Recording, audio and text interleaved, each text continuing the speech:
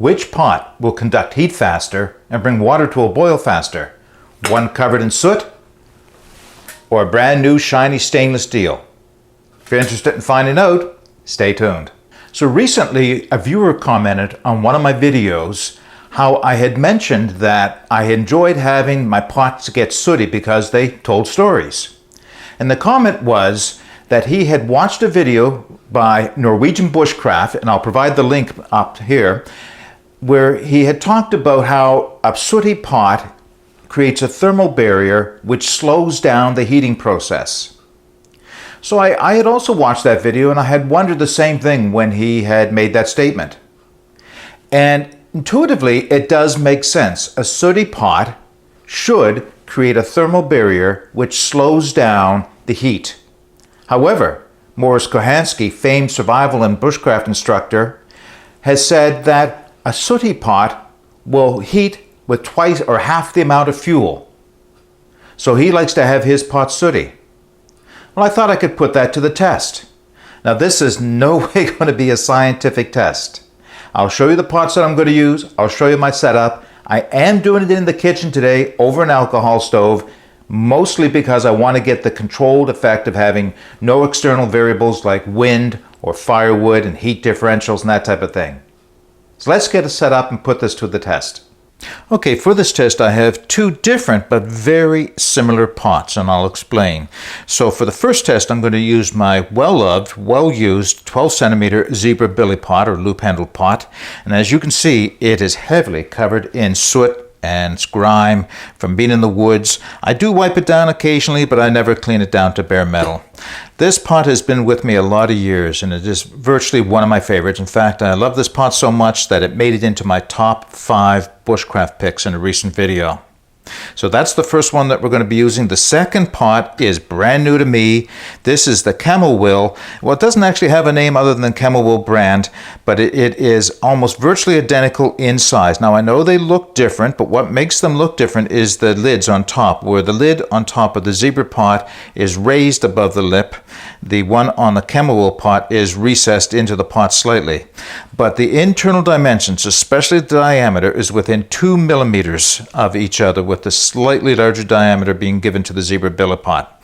But otherwise, they're very, very close in diameter. What makes them really different, of course, is the fact that the Camel Will pot is brand new, with not a bit of soot, has never seen flame. It will for the first time during this test. And the other one, of course, is heavily flamed. Inside, I have 2 cups or 500 mils of water, currently resting at 64 degrees Fahrenheit inside the zebra pot. I will be using, for this test, let's move that back out of the way for half a second. For this test, I'm going to be using a Trangia knockoff from China, very similar to the Alex or the Luxada type stoves, and I'm using methyl hydrate as my fuel today. I have my oven timer here that I like to use for these tests. It is set at 212, and all I have to do now is bring the stove to a bloom, put the zebra billy pot on, and start the timer. And as that comes to a bloom, I'll focus in a little bit closer to make sure you can see both. All right. The other way, I guess. All right, the stove has come to a bloom. Put the pot on and start the timer. So starting from 64 degrees Fahrenheit, and when it reaches 212 or very close to it, I'll bring it back. All right, 212 degrees. 13 minutes, 14 seconds. Not especially fast. Let me take that off of the boil. Not fast at all, actually. And I have to reach around and get my snuff lid for the stove. Yeah, not especially fast, but I find that these little stoves are not altogether that fast. And remember, this is not a test of the stove. It's a test of the conductivity of the pot. So it'll take me a minute to get reset up, and then we'll test the other pot and do a comparison. All right, we're ready to go with the second test. Astute viewers will notice that there is a different color probe wire going into the new chamomile pot, and the reason being is that the probe that came with this oven thermometer has apparently worn out, and it has a short in it somewhere. So when it was reading fine. When it wasn't reading, it just wasn't reading at all. So I'm using the probe from my wife's new oven thermometer, but I'm continuing to use the same device, and it appears to be working just fine. You may also hear some background noise because since I am working in my kitchen, the fridge just decided to come on, so it may add a little background noise to this test, but I don't think it will matter too much. So we are ready to go. My water is sitting at 63 degrees Fahrenheit, same as it was for the last test. We'll spark up the burner. Give it a second to come to a bloom.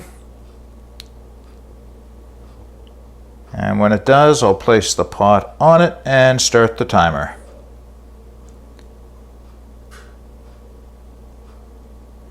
All right, I think we have come to a bloom. Put the pot on. First time on flame. And start the timer. And immediately the temperature is starting to rise. Okay, we'll bring it back as it approaches 212. All right, 1304. Not 40 seconds in the difference, it would appear. And I'll double check the video footage just to make sure I've got my times right. But interesting results. All right, let's have a discussion and sum this video up. Okay, interesting results. I'm not sure what I expected, but I didn't expect the test times to be that close. So once again, the test was to see which pot would bring water to a boil faster. One that was brand new, clean, shiny stainless steel, or one that's heavily covered in soot and buildup from fires. Well, I don't think the test proved one way or another which is going to be better. In fact, they were so close that I'd have to call it a draw. The variables could have easily had made for the difference. The fact that there is a slightly thinner gauge stainless steel on the chamomile pot may have led to faster conduction, although I don't think so, not over that 13-minute time period. Could be that the slightly, and I do mean slightly, larger internal dimensions of the zebra pot made it a little slower. But again, I don't think so because they're just too close to make a difference. So what conclusions can I draw from this? I don't think that I can really. Other than that, for me, I don't think I'll spend the time cleaning my pots after I come out of the woods. That's a choice you'll have to make for yourself. If you like to have a nice shiny pot that's not going to soot up your backpack, then you probably will end up cleaning it. For me, I have stuff sacks that I put these in to keep my backpack from getting dirty. And again, I just don't want to spend the time coming home and scrubbing these things down to bare metal. I don't think it's necessary, and I think these tests show that. But I'd be interested in knowing what you have to think about this. Is there that much of a difference that it makes that you'll want to go out and clean your pot every time? Or are you just going to let them get sooty like I do? It's up to you, I guess. All right, until my next video, when I hope to be outdoors, get out and explore. Take that path less traveled. It will make all the difference. Bye for now.